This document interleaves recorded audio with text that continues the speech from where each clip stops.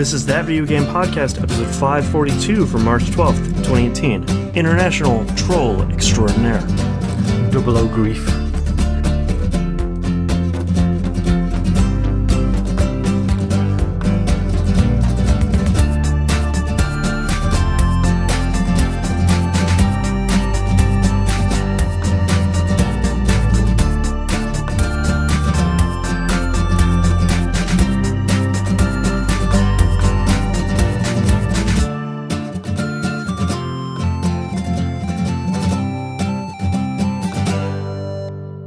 Welcome back to another episode of That Video Game Podcast. I'm your host, Boston, and joining me, as always, is Moonbeer.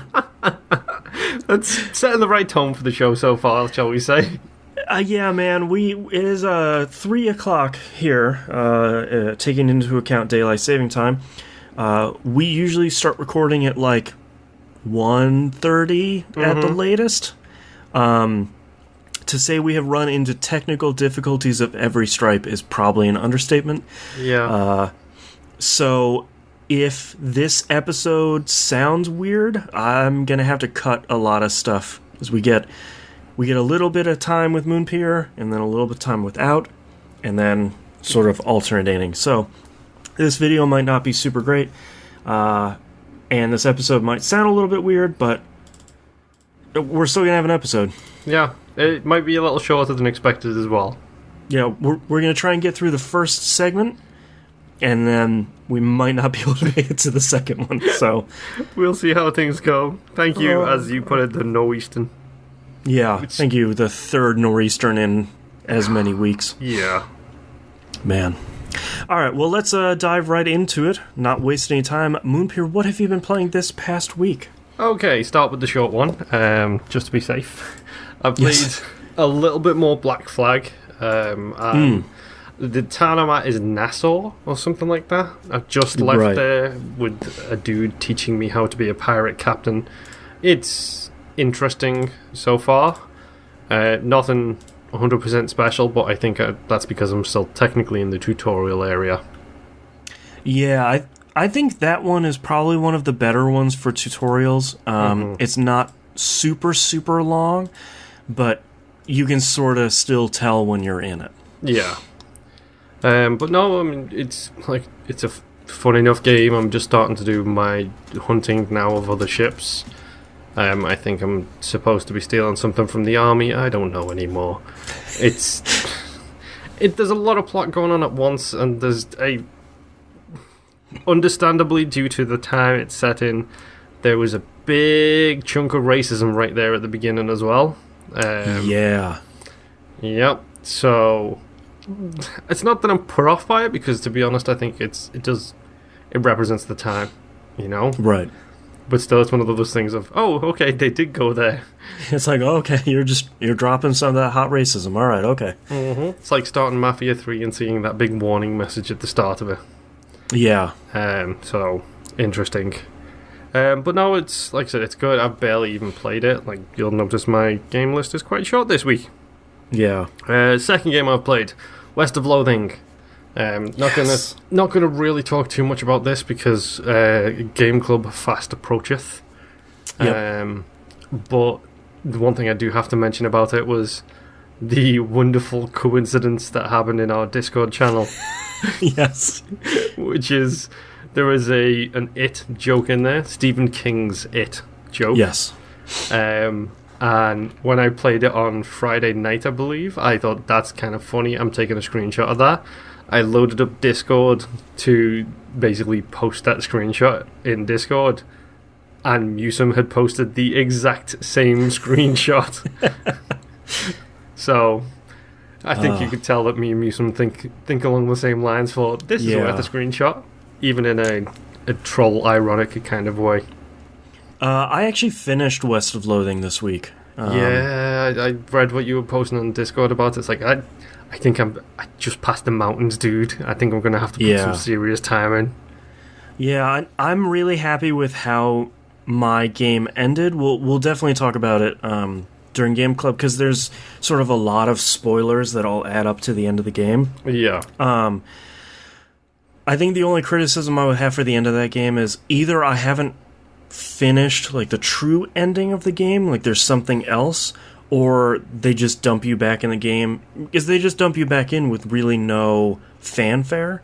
Like you finish this whole encounter and then you're just back in the game and they're like, hey man, thanks for...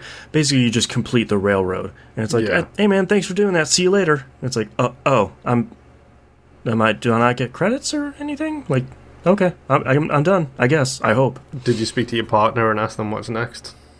Oh, I should. That might be what you're missing. Yeah. Sorry. Partner. Yeah, your partner. I have a feeling that it wants me to keep doing that alien technology stuff, whatever it's called. Yep, the vibranium stuff. Vibranium, yeah. I think it wants me to do more of that stuff, but I sort of don't know what to do. So maybe I'll talk to my partner. Yes, that might be a good idea. Yeah. But yeah, West of Loathing continues to be I'd surprise, like a fun little. To be honest, right now it's relatively easy RPG. But entertaining throughout so far in the course of the writing. And I don't know if you unlocked it, but I unlocked funny walks. No, what? Okay, I'm not gonna lie, I burst out laughing so much when I unlocked funny walks. If you're not doing it right now, you do need to look up a video of West of Loathing funny walks.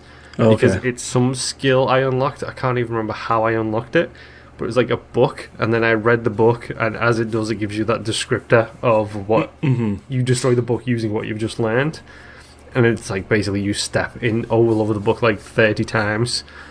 But basically, it's your character kind of walks like in many different styles, like walks like the upside down crab thing from from that movie.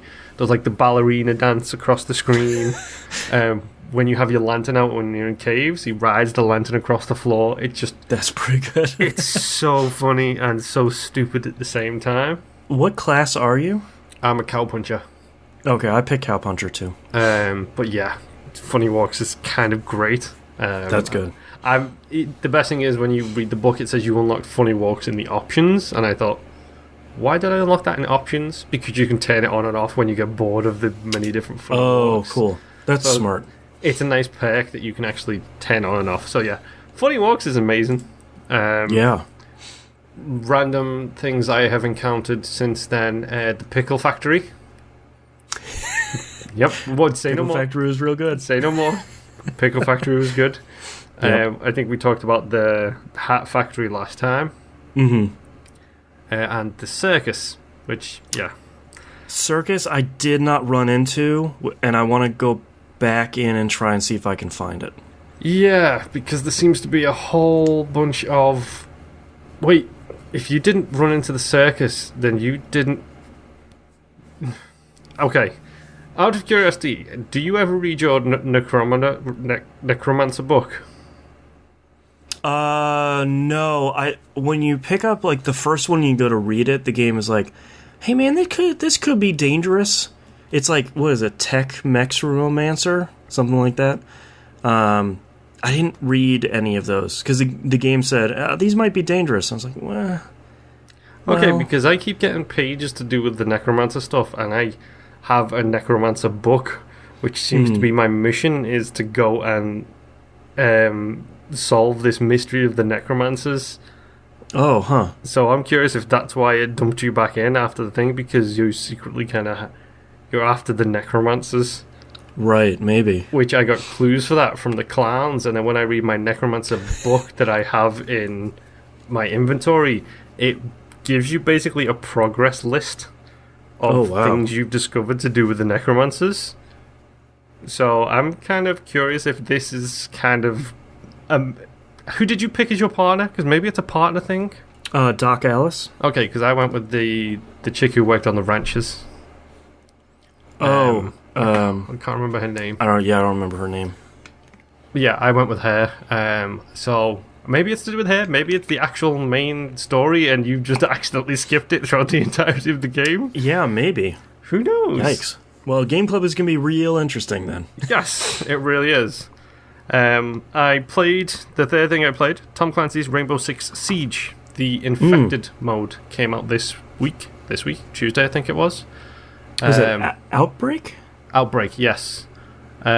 Which it's really kind of cool.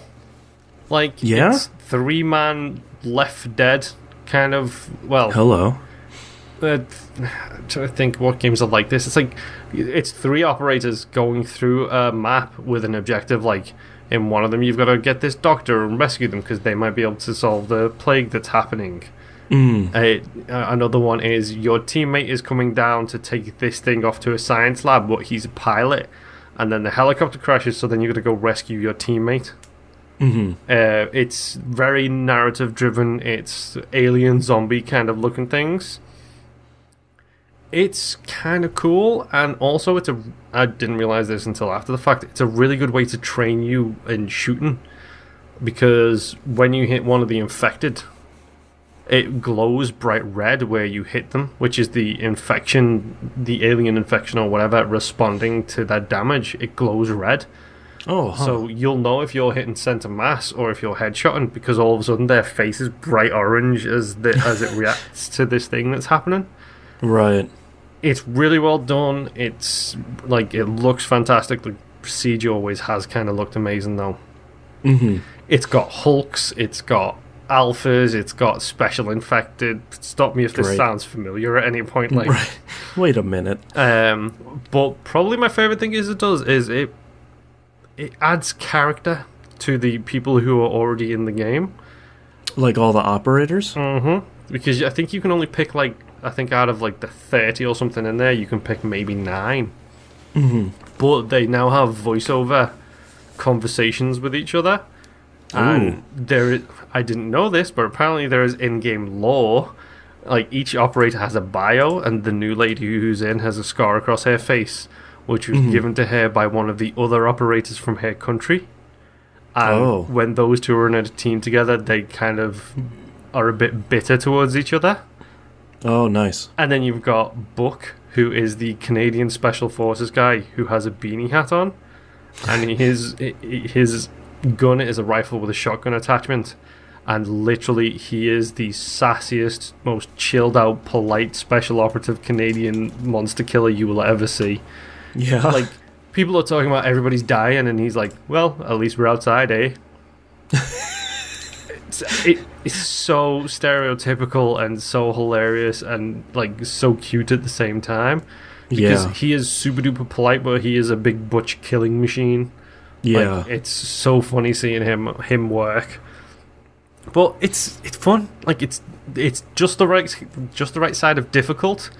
But at the same time, you can't play the game like Left 4 Dead. It's not a 2 bullets and a zombie is down. It's, no, you need to be popping these dudes in the head. You need to be maintaining spacing and control and working together as a team. Otherwise, you will die really quick. Just like Siege always teaches you. But yeah, is this the start of Siege Year 3? I believe it is, yes. It's okay. I thought I saw a story about that. What I can see so far, Outbreak seems to be a limited mode. Like, 30 days it's on for right now. So I'm curious if by doing Year 3 they're getting into the seasonal thing that other things do, where, like, this might be the event every March or every February. And then in summer they'll have a different 30-day event and so on and so forth. Like, it makes me curious to see. That'd be cool. That would keep it. I think a lot of the, Ubisoft recently came out and said, like, we're not going to make another Rainbow Six and we're not going to make another Siege because we want this to last for 10 years. I wonder if that's the best way. As you've seen stuff like The Division and Destiny and Call of Duty and Battlefield, all these games have struggled to keep a dwindling player base over time, which is just going to happen, to keep all of them together. I wonder if that's the best way to do it, where it's like, this is Outbreak month, the next month is this thing, and Outbreak comes by once a quarter and we're cycling through 3 or 4 things. I mean, look at Marvel Puzzle Quest as a really good example of that. I've seen the same events several times now. I don't mind, because I love doing those events, because it changes them up frequently enough to keep it interesting. That's a good point. But no, like, they seem to be making good strides, and again, I'm going to push for Ubisoft, developer of the past 5 years. Like, still sticking with it somehow, some way. I did go back though. Like, I realised I hadn't done all of these situations in it, which are basically the tutorial missions for each class. I hadn't got my prerequisite 3 stars on each of them, which meant that I didn't have the sweet Chivos for said things. Oh. I got my 3 stars for all the situations, and the very last one on there is one called Article 5, which it basically dumps you into a multiplayer lobby on Terrorist Hunt. And it's like, okay, go do this Terrorist Hunt mission. Now, when my wife did it right when the game first came out. And she said, yeah, it was dead easy. It was just a standard Terrorist Hunt mission. When I unlocked it and started to try and do it this week, it turns out it's now got a 3-minute cutscene beforehand with, like, these terrorists in, like, full gas mask gear being creepy and going and, like, attacking this university with, like, biochemical weapons. And you load in, and it's one of the existing maps in the game, except there is a yellow haze of chemical weapon fog. Oh no. And everyone is wearing, like, all your teammates that you get randomly loaded in with, they're all wearing the hazmat suits, and you've got the hazmat visor, like, covering part of your screen. Really, really cool. Makes me remember why I don't play multiplayer games. Because there was, let's see, I tried Article 5 maybe 7 or 8, maybe 15 times. Because I don't give up. Please listen to The Binding of Moonpier Boston Rebirth for more details. Yeah. So let's see, there was the time when 5 of us loaded in. 1 dropped before we'd selected a place to spawn. 1 dropped before he'd selected a class. The second one dropped before the mission had started, and then it was me and this one other dude, and we got wrecked. Wow. There was the other time where everybody dropped and it was just me left by the time the map had finished loading. There was the other time when we had a full squad of 5. It was looking really good. I went around a corner, did the breach and clear up some stairs, doing the right aim and, leaning around corners, following protocol. Right. And then got shot in the back several times by someone who couldn't read my name above my figure. Which took me down to 3 health because friendly fire's on. Of course it is. Why not? Yep. As a side note, it's not on in the Outbreak mode. Definitely the right decision. But yeah. Then there was the other time when I spawned as Glaz, because Glaz is the sniper guy who has a thermal imaging scope. Like, he has a scope which will let him see through the fog and see enemies through this haze. And I go, 3 of the 4 of them voted to kick me because I went Glaz, because everybody hates Glaz. I'm trying to help you guys. And then the second we loaded in, those three of the 4 of them killed the other guy and then killed me and then went about with the mission and died and didn't even complete the mission. What a shock. Yeah. I'm going to sabotage our team. Oh, wait, we lost. What? So, after literally that happening over and over and over again, I was done. Yeah, so I literally turned off my Xbox and walked away. I'll go back to Binding of Isaac, thank you. Because the worst part is I can't do it with a squad because it's part of the tutorial, technically. It's dumps you in with randoms. You can't go into that mission with a squad. Right. You can't make your own squad and drop in there. No, as far as I know. Unless they change the rules. But if someone does know, please write in. Yeah, please let me know. Send me a message on Xbox, Twitter, however it is. You know my name. That's how you get in touch with me. But yeah, Outbreak mode is actually really kind of cool. I'm enjoying it a lot. I love the additional things that they've put in. Like, it's nice. It's nice of them. It's free DLC with a whole bunch of cosmetic stuff that you can buy. At will. You pay money. You choose the cosmetic item you want. Right.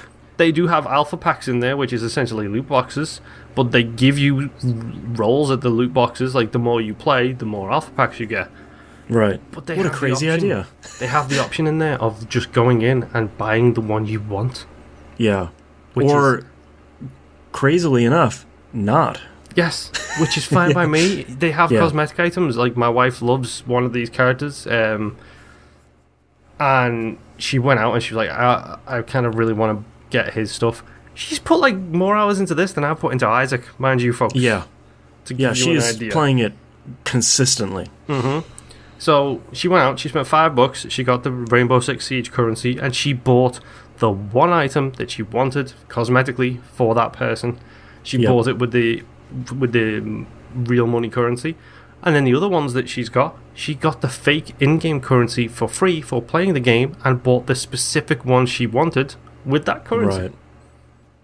And that's what I did in Destiny 1 too, which is why I'm so upset about Destiny 2, is because, like, I will occasionally buy cosmetic DLC stuff if there's something like the Carlton dance from the first Destiny game. Mm-hmm. Yes, I'm going to spend $5 on the Carlton dance because it's hilarious.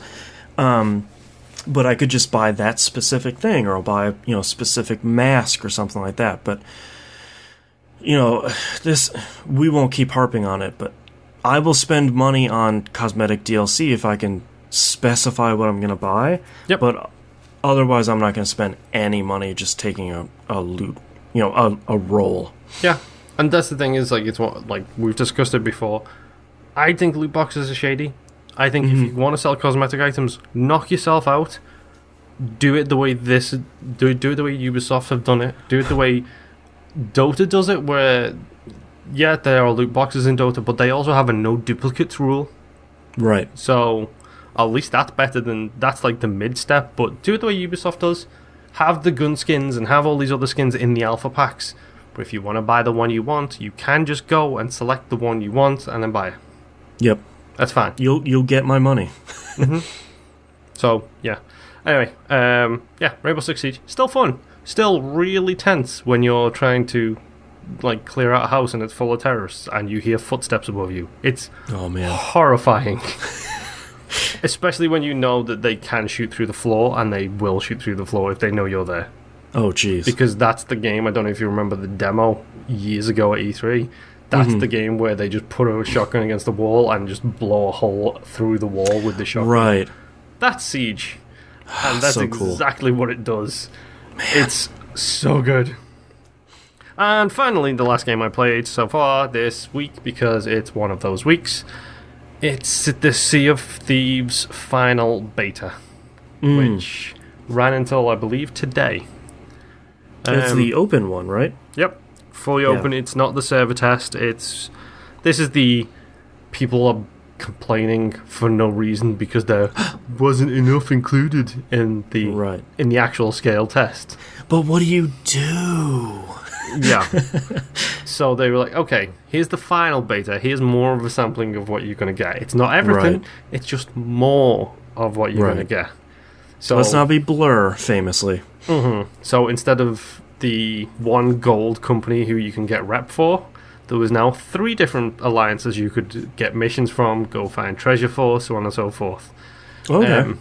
The biggest difference for me this time was I played in a crew of 4. I still got put in prison. What the hell?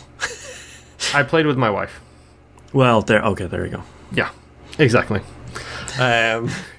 International troll extraordinaire. Yes. Mrs. Moonpear. Definitely. But no, the game is still really cool. Like, it's still really beautiful, and they included it's like a social event where there is a skull in the sky, like a cloud skull. When lightning flashes, the eyes flash green. That's cool. You go there, it's a skeleton fort, you kill all the skeletons, kill a lot of skeletons. The skeleton captain shows up, you kill him, awesome. He drops a green key, and you go underneath his, like, little keep thing. And there's a door with treasure all over the place inside of it. That's awesome. It's really cool. Like, the key's green, the key's a green skeleton face that you slot into this door. That's great. Got a green skeleton face keyhole. The game still looks beautiful. The game still plays incredibly well. The water is amazing. It's still really cool to just suddenly start playing an instrument and somebody else joins in. Yeah. Still only 2 instruments in the game at this point, but I believe there is a guitar, a violin, and a flute at least to come in as well. Great. So, looking forward to that. And I'm trying to figure out what to talk about, because we did so much. Like, literally, there was nothing in it, but we still had so much fun and did so much. Let's see, there was the the poor guy on his sloop who was just one man trying to learn how to play the game. And because I'm technically not the captain of the ship, the captain and first mate kind of voted to let's just go steal his ship. So I'm wife, just trying to live here on the sea, man. As you put it, international troll extraordinaire. Yeah. Jumped onto his ship and stole his ship. And then sailed right off. out from under him. Mm-hmm. And sailed off with his ship. That sounds about right. Mm-hmm. Now, he could just go to the mermaid and teleport back to his ship. So, there is no real harm there. Right. The harm is when she crashes into rocks and then sinks it. That's the real rub. Yes. Let's see, what else? We got into a fight with another galleon. And, to be honest, this might be the most intense 30 minutes of gameplay I've played in quite a long time. Yeah. Let's say since Resident Evil 7 or PUBG is a good example of that as well. So we saw this galleon, and they do the whole thing where the lights on the edge of the ship. I think I talked about this last time. Like, if at night time you can see the flickering of the lights in the distance. Oh yeah. Like, I can't describe how beautiful they've rendered that. Like, the tricks they're doing to show that light of a nighttime is incredible. But we saw the galleon. We saw two galleons, technically. One sailed away, and the other one was kind of coming towards us. And we were, at the time, I believe, we were just waiting. We were digging around for treasure on an island. So we were sitting there, we're watching them, we're thinking, are these people going to come and attack us? Or are they going to be friendly and, like, wave and stuff? Right, play some music and leave. Yeah. Turns out they came to attack us. Which I'm not going to judge them for, because that's all, what my wife is all about. My wife is all about going and wrecking someone's ship. Well, it's and it's part of the game, and it seems like it's not. The cool thing that I'm interested in from looking from the outside in about Sea of Thieves is what is the etiquette of Sea of Thieves going to be? Is it going to be like, all right, these, eventually is it going to be like, all right, they're just digging for treasure, like, let's leave them alone, that's what everyone does? Or is it going to be like, all right, someone left their ship alone, this is Sea of Thieves, get it and gets out, let's get out of here. Like, let's leave them. What's the standard action going to be? So far, the etiquette for me has been, if you see other humans, they die. I appreciate that. For a thieving pirate game, I appreciate that. Yeah, that's, so far at least, that has been the thing that has been consistent throughout. It doesn't help that I'm literally on a ship with two of the most violent pirates known to man, and poor Charlie. So me and Charlie are sitting there going, I've already been in prison once, I don't want to go back to the brig, thank you very much. You're behind these two major trolls being like, I'm so sorry, we don't want to attack you, they're making us, please help us. Yeah, like, I use the text chat and I'm like, wave, hello. Right. And then you got those two and it's like, shake cutlass at them and all this kind of stuff. It's like, they're mooning them and flipping the bird. Yep. Still don't like it when people get drunk on that, because the vomiting sound is way too real. Yeah. But, yeah, so I was talking about the galleon fight that we got into. So we got into the galleon fight. It's going to take some time to get used to this. This is no Black Flag where you have a handy little, like, line. Like an arc? Yeah. None of that. It's literally, it's aim and shoot, and hopefully you hit them. Right. Sort it out. Yep. It's still hilarious when you're shooting teammates across this open space of the water to try and climb onto the other person's ship. So that's really great. We're fighting this galleon, and we're going backwards and forwards. Now, when you take damage or when you beach the ship, you get holes in the hull, and the way you fix those holes is you take planks of wood, you put them against the thing, and basically you nail them over the holes so the ship. A lot like Rainbow Six Siege. Yeah, exactly. Reinforce the hull. Yeah. So as you're doing that, well, generally you'll know that when you start seeing water coming up on the inside of your ship. Mm-hmm. So ideally, you want someone using the bucket to scoop the water out of the ship and over the top, and you want somebody else repairing. Right. So we're in this fight with this galleon, and it's literally spinning circles around each other. all the while firing cannonballs over the gap, getting closer, getting further away, trying to figure out, who's hitting who. Me being a clever clogs, I was like, let's just drop the anchor, handbrake turn, and then see what we can do from there. So that's exactly what we did. We dropped the anchor, we turned around. There was a good little backwards and forwards as we went past each other really close, and there was the broadsiding and everything else going on. Really great sound effects. They've done an amazing job with the sound design in the game. So it's like that scene in Pirates of the Caribbean where the very first broadside in the first movie, and it's just explosions going off everywhere. That's how it felt.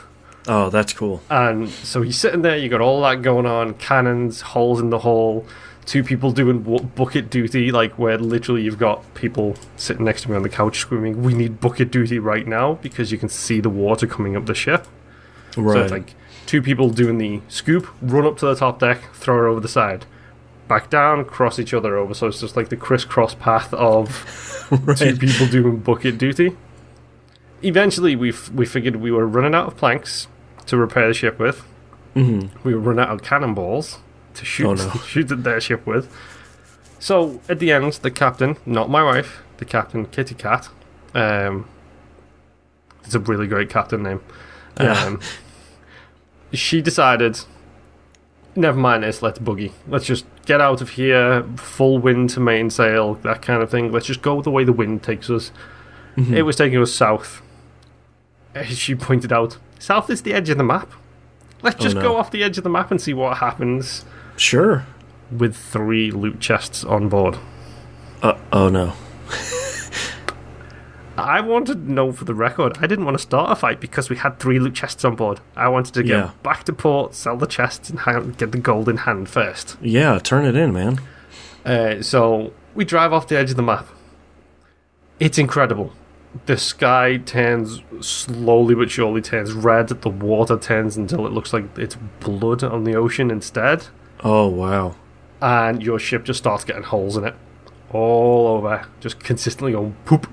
And then leak, poop, and then leak, and then That's poop, crazy. and leak. And you can keep going, and the moon or the sun turns bright red. There's a really great video Kat recorded of it, of the start of the whole process. So we look behind us. We didn't turn the ship around, but we looked behind us, and those people were still following us, taking us down with them. So we ended up sailing really far off the map. And then we decided, we probably can't afford to do this. Let's turn around, go back onto the map itself, and just see if we can make it. So you've got Kat steering us, me doing the sail adjustment to make sure we get as much wind as we can. And then after I did that, 3 people on bucket duty just trying to keep the water out of the ship long enough for us to repair it. Yeah. After it got low enough, I'm swimming around underwater, drowning while I board up these holes in the ship. Bucket duty's going on, and then all of a sudden, we get it more stable. We get out of the red zone, so the sky becomes normal again, and the sea becomes blue. Boarded up the ship, everything's going great. We stand up, turn around, look around, and the ship that was following us sinks into the water because they ran out of stuff. We soaked them by attrition. They followed us off the edge of the map, turned around, followed us back towards the actual normal section of the map, and then they sunk probably about 6 feet away from hitting normal water again. That's incredible. It was one of the tensest 30-minute battles. It was so good and so incredible. And at the same time, it's we didn't have to do that. That didn't have to happen. It just did because that's what we felt like at the time. Yeah. So, yeah, I'm pretty much in on Sea of Thieves at this point. Yeah, man, that sounds real good. Uh-huh. So, I'll probably be signing up for Game Pass this week, maybe next, and then we'll get that all downloaded and underway. So, looking forward to Sea of Thieves. Yeah. It looks so good, and it plays so good. So, yeah, anyway. I did take a couple of screenshots and stuff, so I might end up sending them to you for the TVGP, send it at the actual community tag on Twitter. Sure. Just so you can see what I'm talking about when I say the game looks amazing. Yeah. But yeah, other than that, that's all I've been playing. I played a little bit of Final Fantasy 15. The Royal Edition came out, and they came out with an upgrade for the standard version. Yeah, because it was going with the PC and everything else as well. The standard version, did it get all of the DLC and stuff, or? Well, no, and that's okay by me, but they came out with the Royal Edition upgrade, which is just like the non-season pass stuff. Yeah. And it was like $15. I had like $12 sitting in my PS4 wallet. It's like, all right, I'm just gonna scoop that up. I'm gonna scoop up the rest of the free DLC. Let me start Final Fantasy 15 back over, because Square Enix recently came out and said, like, all right, our season pass stuff is over, but we're still gonna keep making DLC for it until like the middle of 2019. And I was like, okay, well, at this point I can't just wait for them to be done. I guess I need to start. And I very quickly remembered why I stopped playing that game.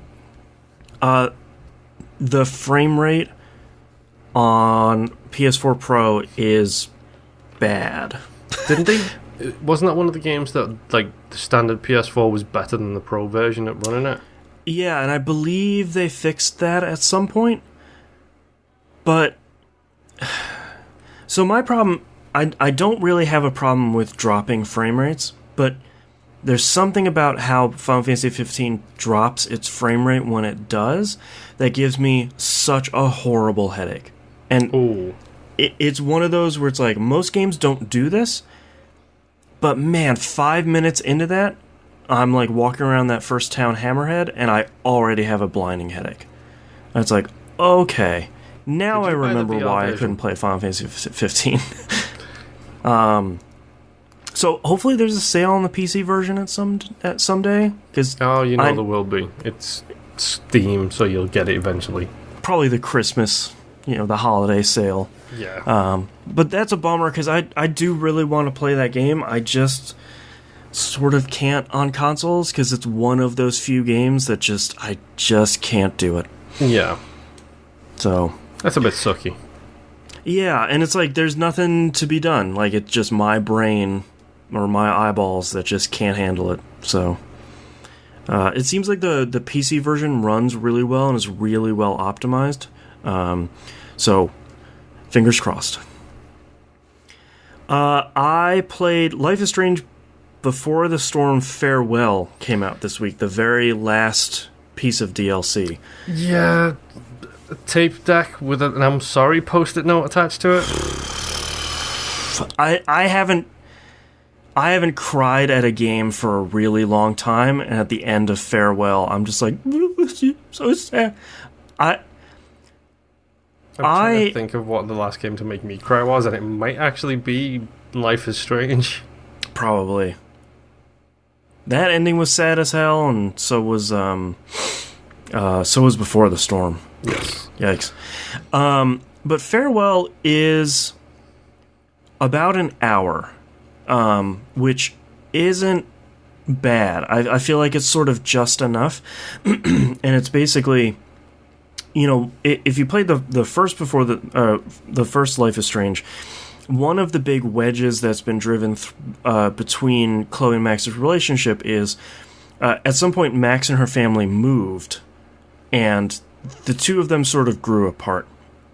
The main crux of the story here is it's like their last day together before Max needs to move. And I won't, even though it's an hour, it's sort of, I don't want to spoil everything in there, because it is actually really good, and it does sort of patch the hole of like one last story bit. It's like the last story bit that they could have told in the quote-unquote Life is Strange universe. Yeah. To sort of make the whole story complete.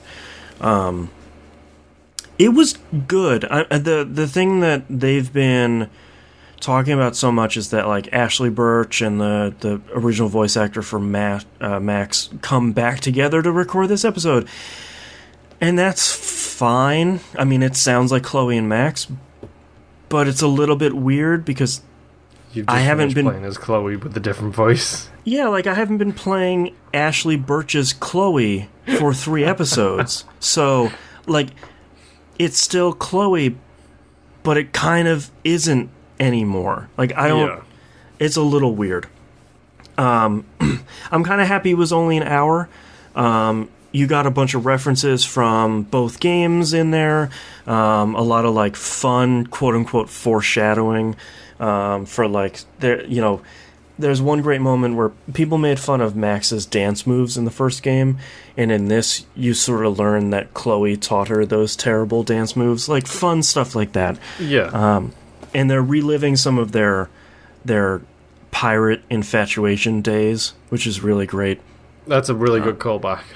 Yeah, and it's mostly pirate themed throughout the majority of it, which is fun, and it sort of, you know it's coming, but it really leans into some of that bittersweet stuff where it's, because you know that's sort of the color that Before the Storm was painted with is, the whole thing is sort of foreshadowing for stuff that you knew happened in Life is Strange, both with Max and with some of the other characters I won't spoil.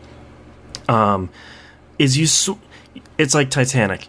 You know what's coming. You're just sort of holding your breath a little bit the whole time, where it's like, man, you guys are making me really like these people, and then stuff's going to happen to them.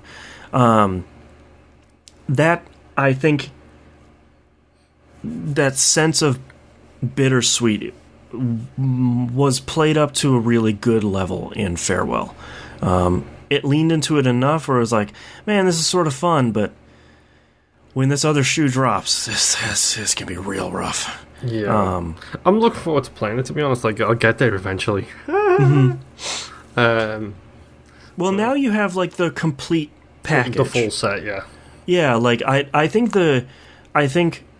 I share the same sort of reviews / feedback about Before the Storm, which is, if you liked Life is Strange, this is more of it, and it's good. It's not lightning in a bottle like Life is Strange was, but if you care about those characters, if you care about the story, the 3 episodes and then this bonus mini episode are actually really good. And now they have the physical edition out that has all 4 of those things in it. And I'm sure the deluxe digital edition is on sale too. Yeah.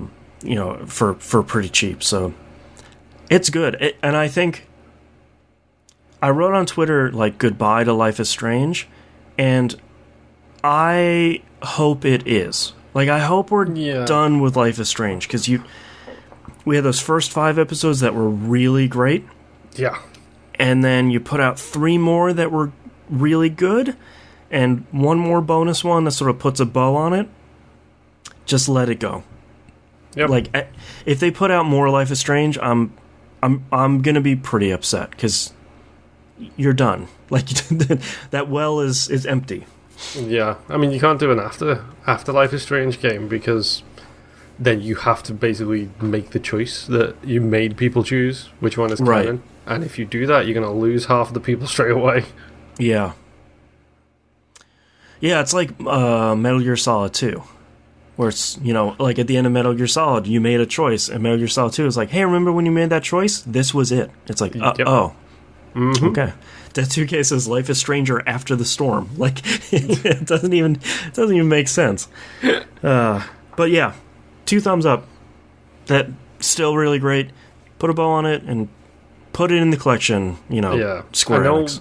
I know my wife started it, but didn't really like it. But that's also because she's got a thing for Ashley Birch, who is Chloe.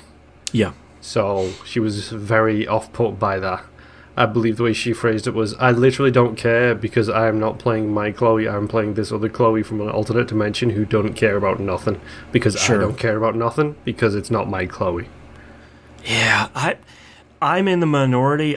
I kind of like other Chloe's voice better. Mm-hmm. It might just be because I've heard it recently, but... Yeah, but you're not a big fan of Birch's other characters that I'm aware of. Like, you're not a huge fan of Tiny Tina, for example. Yeah, Tiny Tina's fine. I've liked some of other Ashley Birch, but I'm not like... I'm not like an Ashley Birch fanboy, so it's not like she's not back. How could you? Like, how dare you? You know, it's nothing like that. But it's not Metal Gear Solid 5. You know, where it's like, why would what? What? Who? Oh man, that's the stupidest voice acting change ever. Yeah, it was really great to see him come out and be like, it's because Kojima hated me and hated my voice. He kicked me out finally. It's like, oh, yeah. Oh, that's what he said? Yeah, he's like, Kojima really hated my voice. He liked the Japanese one better, and he loved Kiefer Sutherland, so he fired me and didn't let me know.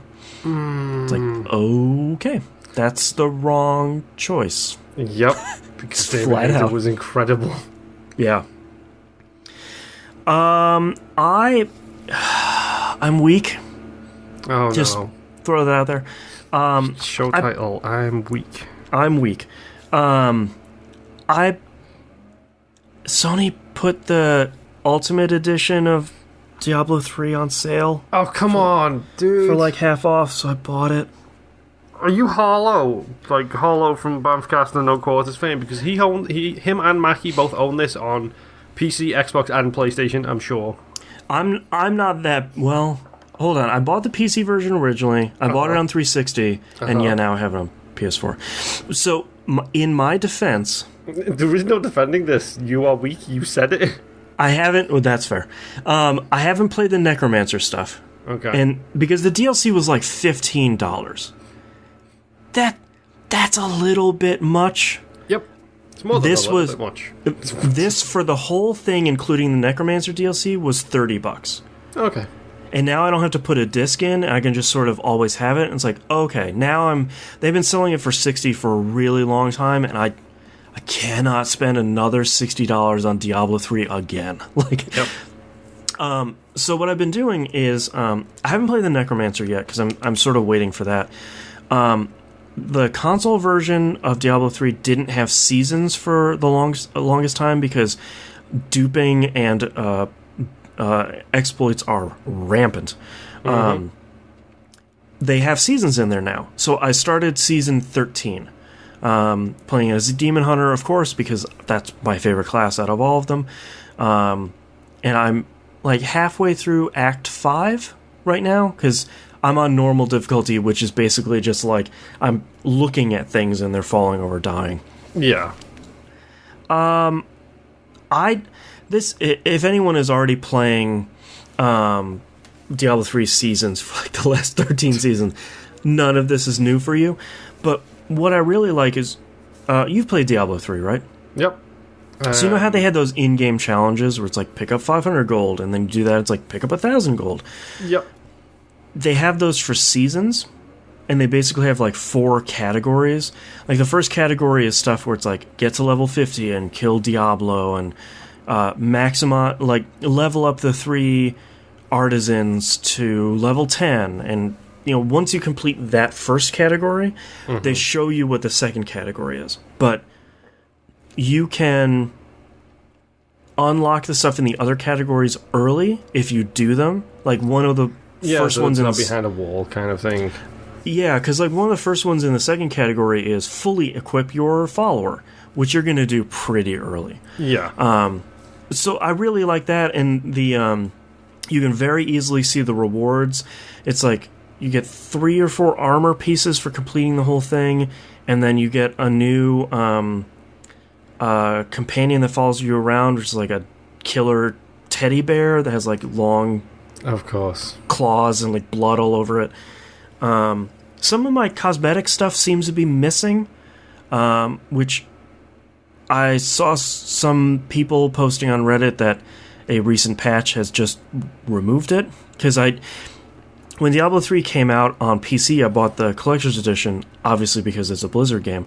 Yeah. Which came with like angel wings and like a whole bunch of other stuff that I had on the console, and apparently they have been patched out, which is really weird and doesn't make any sense. Yeah, not really. But on the other hand, they added like 40 new cosmetic things that you can just get by playing the game, so... Yep. Every time I go in, it's like, oh, here's the... It's like the whole thing of going back into an open world game after, you know, not playing it for a while. It's like, oh my word, there is 56 menus and there are new and improved things. Right. Like, oh. Here's your 30 cars. We've been releasing once a month. Yep. Yeah. But the part of the reason why I wanted Diablo 3 digitally is not only to play the seasons sort of in between while I'm playing other stuff, but because Diablo 3 is just really good, and I feel like I needed this and my next game were both really great palate cleansers between South Park Fractured But Whole that I like completely blew through in a week. Yeah. And then whatever I'm going to play next, which I haven't really determined yet. You sort of need that palate cleanser, that like comfort food game in between. I was just about to say that exact phrase. It's the comfort food gaming thing. Yeah. It's like you go back to something and just play it for a little bit because you can. Because it's something to not have to focus on because you've done it so much that you don't need to think about it anymore. Yeah, and like my wife and I both started a new workout thing this week, so I'm exhausted. And it's like I do not have the brain power to play something brand new right now, but I sure as hell have the brain power to play Diablo 3. Like, not that it's brain dead, but I have farmed these environments. Muscle memory. Yeah, and like they've added a bunch of additional stuff like Kunai's Cube from Diablo 2. They put that in there. During those like bounty missions you do, they added a whole bunch of new environments, like a bunch of swamps and arenas and castles and stuff. Like they've been slowly but surely adding a ton of stuff to that game. Yep, I'm honestly surprised about, like, it's one of the best supported games I've seen from Blizzard. Like, whoever's in charge of the Diablo, whoever's in charge of the Diablo team, they must just have like a skeleton staff of people who adore that game. Yeah. Well, you're reading Jason Schreier's Blood, Sweat, and Pixels right now. Have you read the Diablo 3 chapter? Nope, I'm still on the first one, which is about our favorite studio of all time, Obsidian. Oh, yeah. I won't spoil the Diablo 3, but that is a really, really good... they learned a lot of really good lessons, and shockingly, they shared them with Bungie, and it seems like maybe someone didn't listen. Okay. Because I'm still playing Diablo 3. And not Destiny 2. And not Destiny 2. Like, Destiny 2 is a game I would like to still be playing, but I will play Diablo 3 because it's still really great. Yep. And last but not least, the game I've probably put way too much time into this week is Risk of Rain. Oh, yeah, I saw this. I don't know why I saw it in my PS4 lineup and said, I'm going to play Risk of Rain. But I sort of got frustrated with myself because I looked at the Death 2K says Diablo 1 level in the console version? I believe so, but I think that event is over right now. Yeah, it was a seasonal thing for January. It was round about my birthday, so it was like January. Yeah, it's like mid-January to mid-February, I think. Because it was to do with the release of the first Diablo. And that was the OG Diablo stuff was on the console version. Yeah, I did it last year, and it was fun. Mm-hmm. Part of what I was frustrated with Risk of Rain is I was looking at the unlock sort of screen, and it lists like all the characters, and each one has 2 challenges to complete with that specific character. And then there's like a page or 2 of just, here are things you just need to do to unlock items. It's very much like Binding of Isaac Afterbirth Plus, where it's like you unlock an item by using blank card and the sun card together. And it's like, cool, that's random, but okay. Yep. Nice thing about Risk of Rain is it tells you what to do in this giant list. Weird. Oh, hold on. That might be helpful. Sharing information, that's crazy. Yeah. Well, it's some of it is obvious stuff where it's like win the game 5 times or like beat the game 5 times, which is really hard because Risk of Rain is genuinely very hard. But it's also stuff like you unlock a character by getting at least one of all of the healing items all on one run. and then you'll unlock a character. Or it's like beat a boss in less than 5 seconds, and then you'll unlock a new item. Yeah, so you'd be super OP kind of for that one. Yeah, and what's really great is I needed to unlock a bunch of really difficult stuff. One of them was the healing items one. The other one was you need to stand in lava for a minute straight. And lava hurts an incredible amount. And when you're standing in it, most of your healing items don't work anymore. There are a couple healing items, one of which I like a lot, which is if you stand still for 2 seconds or more, you get healed very rapidly. Part of what I like about Risk of Rain so much, and this is now my favorite run, is they had something in there that Binding of Isaac has done now, where there are 4 main levels and then the final level. Once you finish the 4th level, you actually have the option of revisiting the old levels. Yeah, the loop around. Yeah, and after each one of those, you can decide to go to the final level or not. It was like 186 minutes on one run this week. Wow. Not all in one sitting. I don't have that sort of time anymore, but this was easily the strongest. It was spawning after about probably... The great thing about Risk of Rain is it gets harder as time goes on. It has a bar on the side that, tells you the difficulty. After about minute 30, it starts spawning bosses randomly. After about minute 60, it'll start spawning 2 or 3 bosses at once. After minute 90 or 120, it starts spawning 5 or 6 bosses at once that are like the really angry, more dangerous version. I have to give them a lot of credit. I think they made this game in Game Maker Studio. Never frame dropped at all. I have like 15 drones around me. They're shooting enemies. I have giant magma worms spitting out of the ground, like 7 of them at a time, and it's rock solid 60 frames a second. Okay, sounds like your first game this week could have learned from that. Yes. So after like 180 minutes, I unlocked all that stuff, and I was thinking, I unlocked, I think, 1, if not 2 more characters. So I have all 10 of them now. And I thought, I haven't really played as any of these other characters. That sort of sucks. Like, I should be giving, it's, we sort of, not criticize, but we, on the Binding of Moonpure, we get frustrated sometimes where people are like, I only play as Azazel. It's like, well, that's fine, but all these other characters are different in cool ways. Yep. So I thought, well, I need to take my own medicine. Let me try some of these other characters. I played as this. I liked a couple of them, and I really didn't like some of them. The one I really didn't like was the sniper. Part of what I like about Risk of Rain so much is that the enemies are really aggressive. They're going to come after you, and they want to stand right on top of you and attack you. So you're always on the move, and you're always trying to push back enemies and keep them off of you. Mm-hmm. That doesn't really work well with a sniper class. No, not really. Like all the other characters, you can only shoot left and right. You can't shoot on any diagonals or up or down or anything. So part of the class is cool because it's the only class I've run into that has an active reload. If you active reload, it does more damage and you shoot faster. But it also has a let's plant here and hold the button to charge up a really powerful shot.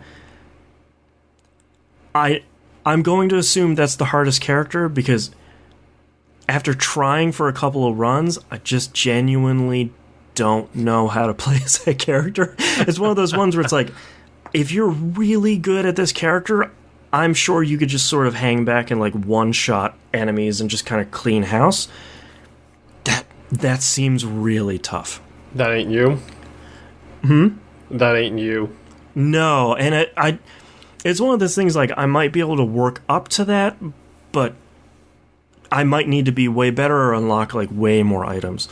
One of the characters I actually really liked, and I was sort of surprised, is called Acrid. And his whole thing is he's going to poison and infect enemies. I was literally just about to say, is this a poison enemy by any chance? Yeah, it's a pretty perfect name. And a lot of these characters, the way to unlock them is like he's on this level, but only the one variant of a level, and there's like a cage, like a jail cell, over in the corner. You need to open it, let him loose, and then fight him, and then it unlocks him.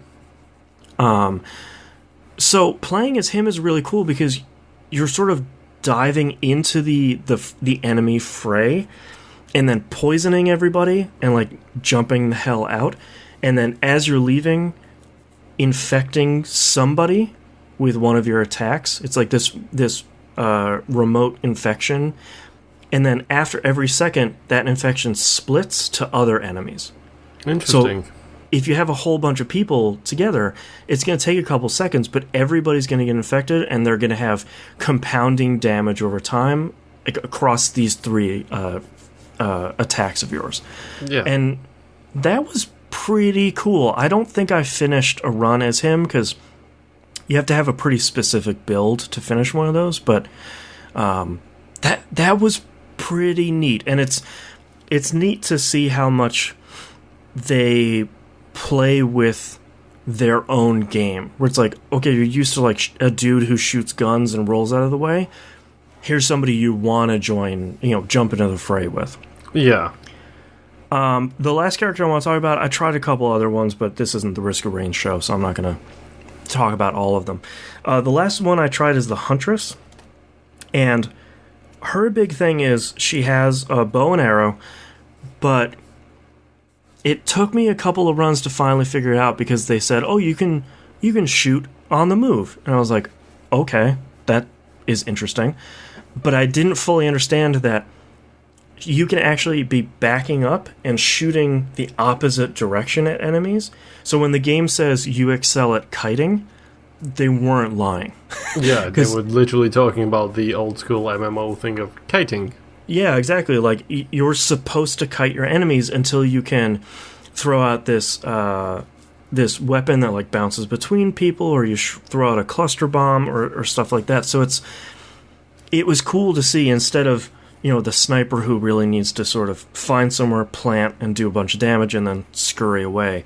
It's somebody that's spending most of their time running, but you're not really running away. You're just leading all these enemies until you can regen one of your skills and kind of take them all out. Yeah, like running with purpose rather than running for your life. Yeah, exactly. So man, that's not a purpose. Well, that's true. I gotta say, Risk of Rain is great. I'm sure it's on Supercell. It's on PC, Vita, and PS4. And like I said, after a 3-hour run on PS4, it was still 60 frames. It's really, really, really great. I know it's not for everybody, and it's one of those roguelikes that you're going to lose way more runs than you're going to win. Hi, Isaac. I feel like because of the number of items that Isaac has in it now, Risk of Rain has like a fraction, obviously, because Isaac has 600 items in it now. Yeah, something like that. Risk of Rain, I think, has 30. I think easy to get a bad run. Yeah, and the cool thing about Risk of Rain is, like, if you pick up, like, there's this one item that makes you get critical hits more often. What's great about Risk of Rain is you can pick up that item multiple times, and it increases that chance. Interesting. Or like that item I was talking about where you stand still and it heals you. Pick up multiples of those. While it heals you for like exponentially more the more of those items you pick up. So it's really great. Unlike Isaac, where you pick up an item and you're never going to see it for the rest of the run, it's great to say, like, okay, cool, I have 3 of these things already. Picking up a 4th one is going to make me crazy strong. So I feel like the difference between Risk of Rain and Isaac is Isaac, it's easier to make a winning run out of a bad one. Yeah. Where Risk of Rain, when you have a winning run, it's overwhelmingly, outstandingly strong, or it just isn't. And, like, you just can't get anything going. Yeah. But, like, most of the time when you die in Risk of Rain, it's, like, 10 minutes in. It's not, like, 2 hours in and I died. Like, I just wasted 2 hours. It's not that hush battle that takes 20 minutes. Right, you don't get in dead cat purgatory like a bunch of Isaac. So, Risk of Rain is still great. I'm glad I've kept that installed because it's one of those games you can go back to and say, like, all right, I need to do these 2 challenges with this character. I'm gonna try and learn this character and do some of this cool stuff and get some cool unlockables, and it's still really great. Yep. But now I have Diablo 3, so whatever. Get to the side. I guess what we're talking about next week. Yeah, exactly. But that's all I'm playing this week, so let's take a break.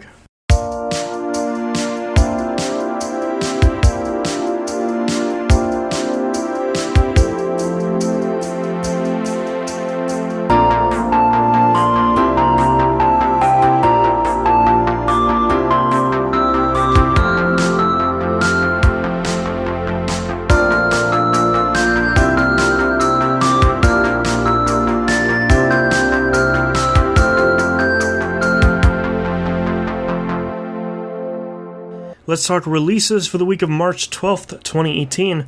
The Devil May Cry HD collection comes out on PC, PS4, and Xbox One. You have probably seen GIFs of this on Twitter that the frame rate is uncapped on PC, which turns it basically into turbo mode. Oh, wow. Because the game doesn't expect over 60 frames, and if it is, it goes nuts. Yeah, it's basically playing at 3 times the speed. Probably not a problem for the console version. If it is, that'll be even better. Yeah. Not that the Devil May Cry games are known for being hard or anything. Yeah, exactly. Now you're going to make it even tougher. And last but not least, DJ Atomica returns with Burnout Paradise Remastered, PS4 and Xbox One. I know there's a version that's releasing on Origin on PC that finally has the one DLC that never came to PC. It was like the Surf Island or whatever it was. Honestly, I don't know. Yeah, but I don't know too much about that version. But Burnout Paradise is back, yay! Get ready to hear me talking about going down to Paradise City. That's right. Hey, you. I don't like your girlfriend.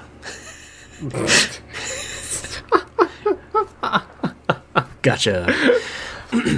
Alright, let's talk about news stories. Nintendo had a Nintendo Direct here, and let's just follow the timeline here. Yeah.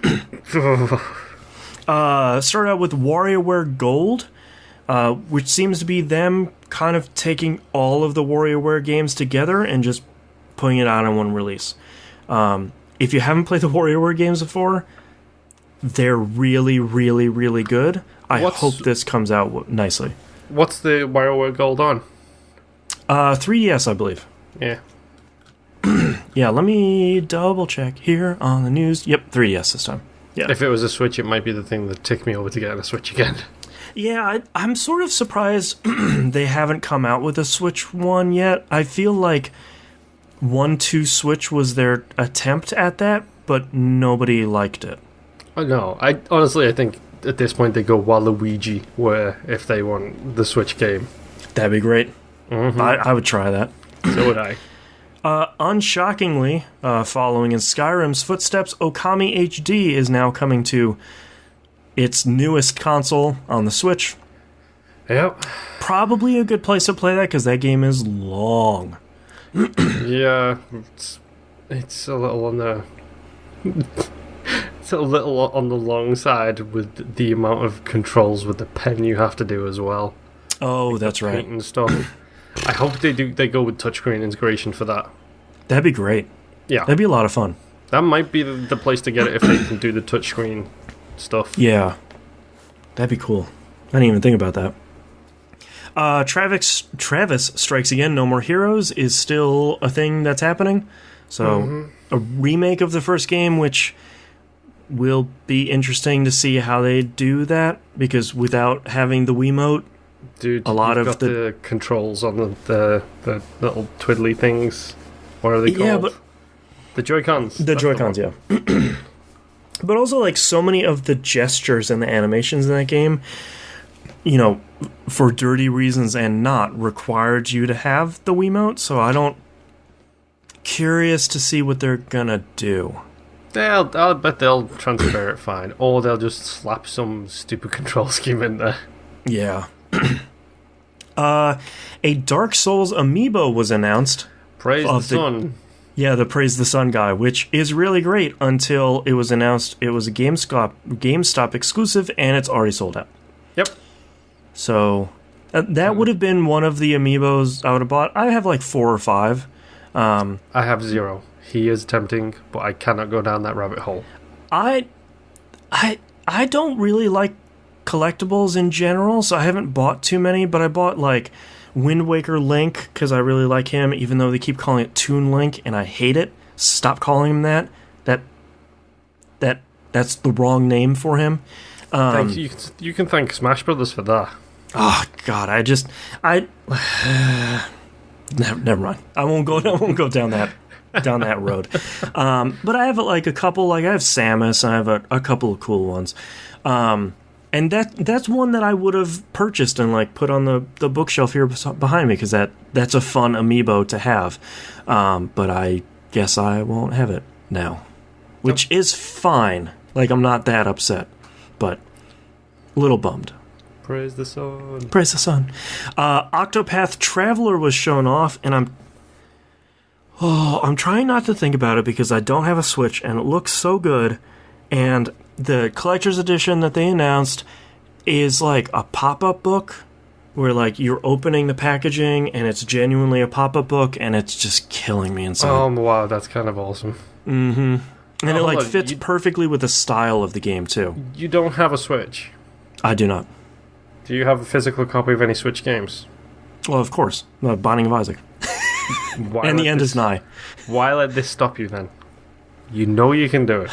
Go ahead and do it. I had money when I bought those. I don't have that anymore. I was talking about on the pre-show, like, a Switch is $300, and that's $300 more than I have right now. So, yep. In a surprise move, they announced the Crash Bandicoot trilogy is coming to the Switch, and also PC and Xbox One. Yep. So good that's on you, Activision. Yes, put it on all the stuff, because the Crash Bandicoot games are really good, and everyone should play them. The first 3 are really good. No, hold on. The Crash Bandicoot games are blisteringly difficult. Yes, they are fun, but they are difficult. That's even fair. Better than Crash Bandicoot? Spyro the Dragon. Yeah, I'm surprised they haven't come out with some sort of remake. Around. Like, there is so many rumors about it. So yeah, that first Spyro is real good. Yeah, first 2 are really incredible. Yeah. Undertale is coming out on Switch. Never played it. Not at all shockingly. Yeah. I feel like you know if you like Undertale or not. That is such a divisive game that you already know what that's all about. Probably one of my favorite Nintendo games over the last couple of years, Captain Toad Treasure Tracker, was announced for the Switch. Is this a straight remake? I think it's just I think it's a straight port. Good. It should be, because nobody bought it the last time, and everybody needs to buy it this time. It's so good. All you people, like, I haven't even played the first one, but from everyone talking about it, all you people who complain about Nintendo not having any original games or new ideas, go out and buy this. Because that's the only way you're going to continue to support it, like you did with the new Zelda, like you did with the new Mario. Yep. Treasure Tracker is an incredible puzzle game. My wife and I were so addicted to it on the Wii U, and it's genuinely the only game we played on Wii U, and it's really, really, really good, and will get really difficult by the time you open like the 3rd set of levels. Because what's so great about the game is you finish the first set of levels, and the game basically it displays it like a sketchbook. And the game closes the book, and I was like, that game's really good. It shoves it to the side and it opens a whole nother book. And it's like, oh God. Okay. Yep. This is great. This is awesome. Oh, man. So, yeah, go buy that. And then, last but certainly not least, they announced... The internet exploded. Yeah, some Super Smash Brothers. Mm-hmm. Don't know if it's a port of the last one or a brand new one. I think it's new because I don't think the Squid Gale and Girl were... Yeah, the Inklings. Yes, I don't think they were in the last Smash Brothers. Yeah. I mean, that wouldn't stop them from, like, bringing it... What they did with Mario Kart 8 Deluxe, where it's like, we're bringing it forward and adding a little bit more stuff. Yeah, that's true. But, yeah. No, I saw this... I didn't see the full trailer, but I saw the start of the trailer. Mm-hmm. And, like, really well represented with the two squid people fighting each other. Mm-hmm. And then all of a sudden it goes dark and they turn around and you see the reflection of that logo. That's really great. great. You know what? Good job. Really good reveal. That's a really good... That's a really good trailer. Because when you start watching it, you're like, oh, Splatoon 3. Okay. Like, that. Yeah. Sure, that was coming to what? Mm-hmm. And I don't even really... I don't want to say I don't care about Smash Brothers, but, like, I'm not a Smash Brothers player, and that's a really good trailer. I'm not going to lie, Smash is probably one of my favorite games of all time. Mm-hmm. Like, Brawl, maybe? The N64 one? No, that would be the first one. So Smash, normal Smash. Yeah. The GameCube one I thought was okay. Normal Smash was fantastic. Problem is, I can't play it anymore with local couch versus things. You can't. There's nowhere to do that anymore as a fully grown human being. I don't have some place I can go and sit down with 5 of my friends and play it local multiplayer like we used to. So. Right. They best get GGPO in there right now. Yeah, I mean, like... God, yeah, just get GGPO in there. It works. It has worked across so many Capcom games.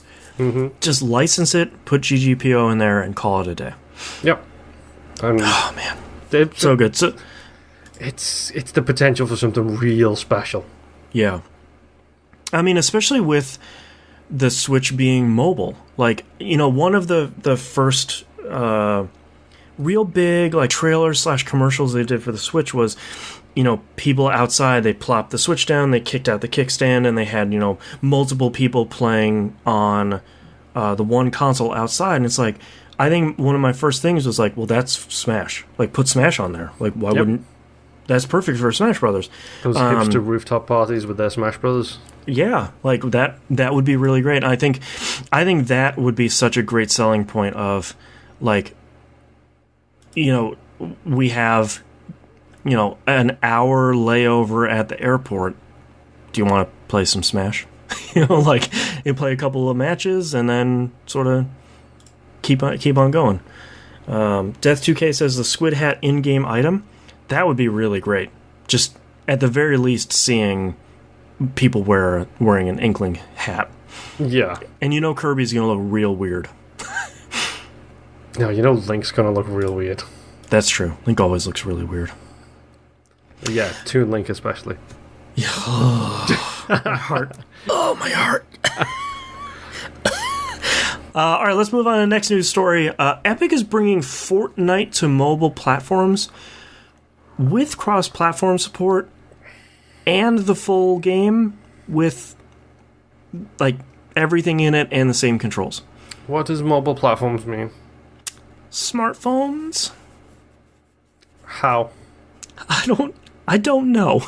They're saying, like, iOS and Android, but, like, cross-play and cross-progression between PS4, PC, OS X, iOS, and Android. But how?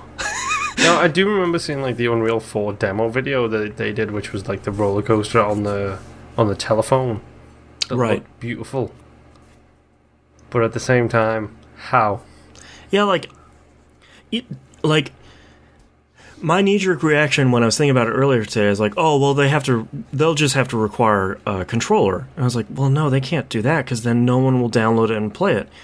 But then how are you going to be playing against keyboard and mouse people or even controller people with a touch screen? What? Huh? But yeah. I think if Fortnite wants to continue to make inroads and now potentially be beating PUBG, you need to just put it on everything. Yeah, you really kind of do. I did notice that this was partnered with Microsoft, I believe, as well. Oh, really? Specifically, I think this cross-platform stuff is partnered with the Xbox brand. Weird. So I'm kind of curious if this is Microsoft putting their money behind the other big game right now, because they've already got PUBG locked up to the Xbox. You know, they are putting some money behind Fortnite with this, because I saw Major Nelson tweeting about this, to give you an idea. Wow. Well, and to be clear, Death 2K says touchscreen have the advantage with building, which is a good point.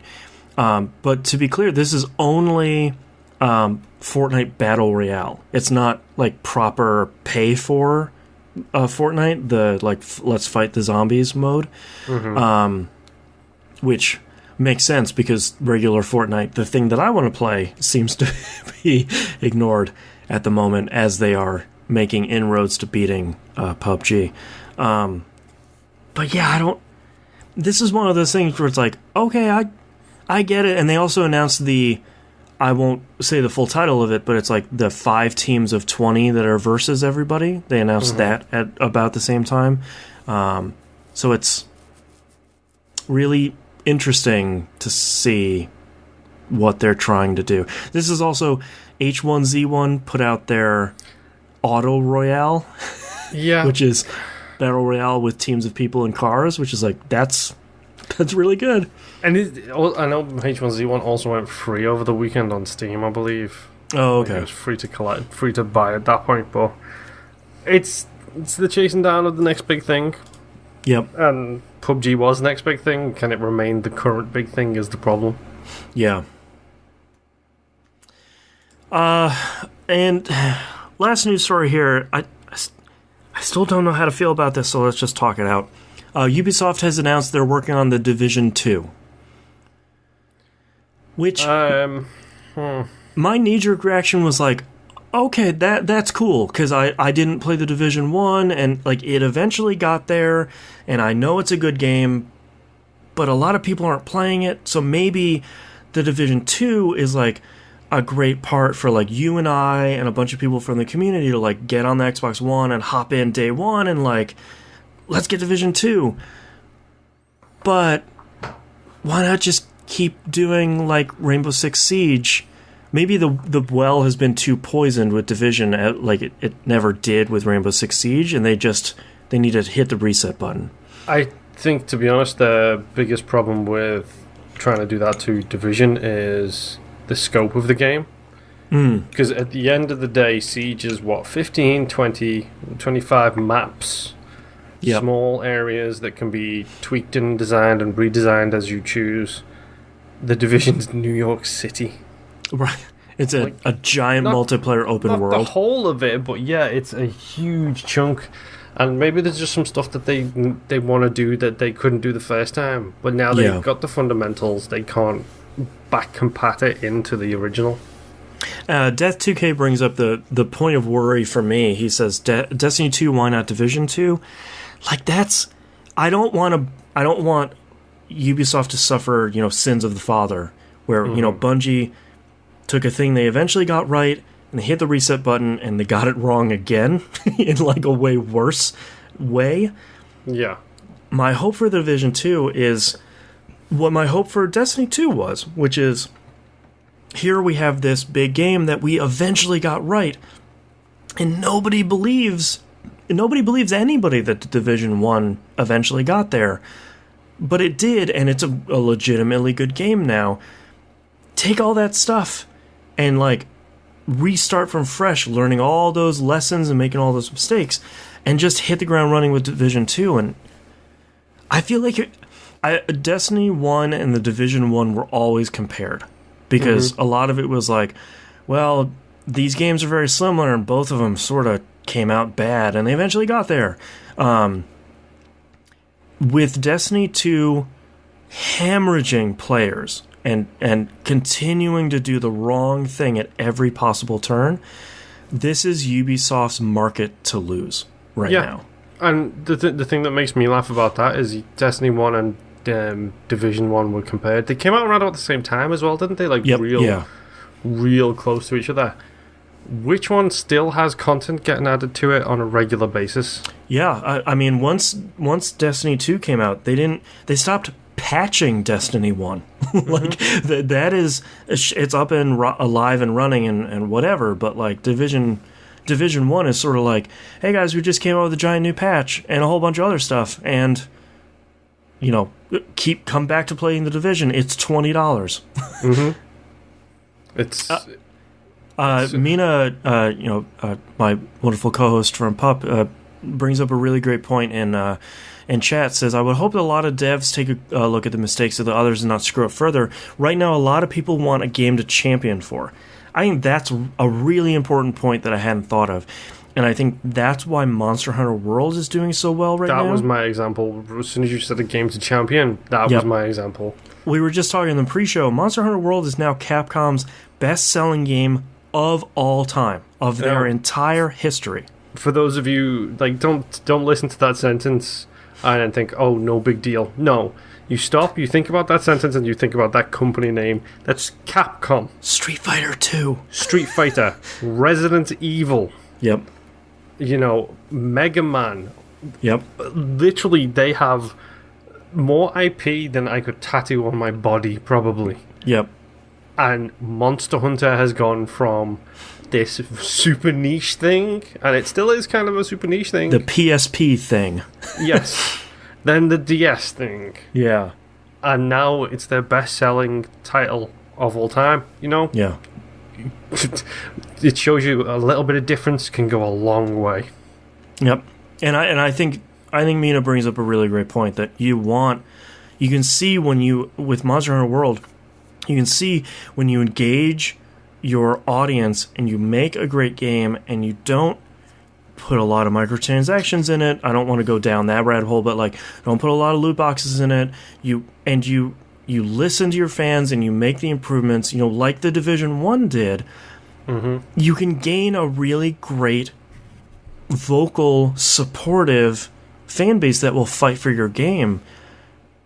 But if you just muck around with it like Destiny 2, you see how quickly that turns and how those numbers just plummet. Yeah. It's shocking that people don't seem to realize that you can advertise all you want. Word of mouth is still going to make or break you. Yep. Like, no matter how much you spend. If Crackdown 3 comes out and they will dump millions into advertising that. You know they're going to dump millions into advertising it. Yep. If it comes out and it's just the same old Crackdown, that's exactly all that people are going to say, and that's exactly the amount of sales that you'll get in response to it. Yep. Yeah, and I really hope it's good because I really want to play a great Division game. And, like, the first one is really great now, but a lot of the people I would play with are playing PUBG or Monster Hunter World, and, I will understand, and, I definitely don't blame people for playing that, but, I can't hold up a copy and be like, you want to play the Division? And was like, dude, no. That'd be like if someone's like, you want to play Destiny 1? I'd be like, don't you mean Diablo 3? Yes. And they were like, dude, no. So, fingers crossed. I think I think we're both going to keep a close eye on that one. And please, Ubisoft, continue to be our favorite publisher. Mm-hmm. You can do it. I believe in you. Definitely. Yeah. I'm warming up to that idea. Now that Atlas is suddenly Spock with the goatee that sort of showed up from backstage, and they're the evil version of their previous company. And Square Enix cannot stop putting out horribly broken, bad ports of beloved classic games. So far, Ubisoft is doing all right. And they're not Konami, so you already got a leg up there. All right, we are sort of unfortunately out of time because of all our technical difficulties. Thank you, Internet. So we're going to be saving our questions next week. We'll just carry them right over. So if you'd like to visit us, you can do so at tvgp.tv. All of the links to all the places you can find us on the right-hand side of the page, including our very active Discord server. Please come join and chat Yep. You know, Really good discussions this week about the Far Cry 5 yes, release. The that was soon to be released Far Cry 5. Yeah. It's nice to see somewhere on the internet where you can have a civil conversation about hot button topics. Yep. So our community continues to be the best. So keep on being the best. The current Game Club game, which of course we have a fantastic Discord channel for, is The West of Loathing. We're 6 days away from recording that recap. So plenty of time to knock through a bunch of that game. And if you're a patron, go vote for our next game. The 3 options are up there. They'll be open until probably about Friday.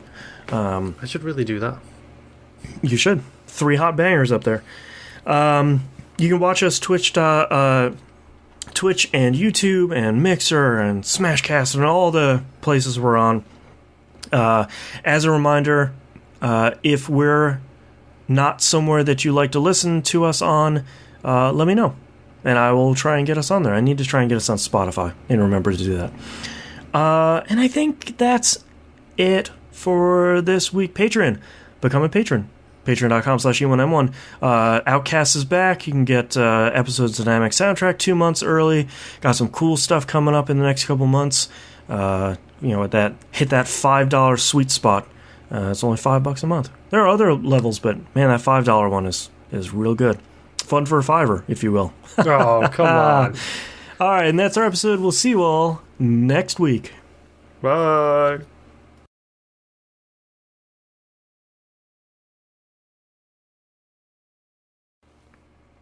I can't believe I remember that stupid Fun for a $5. That's because it's really good marketing, man. It's really... I remember it, 4 years later?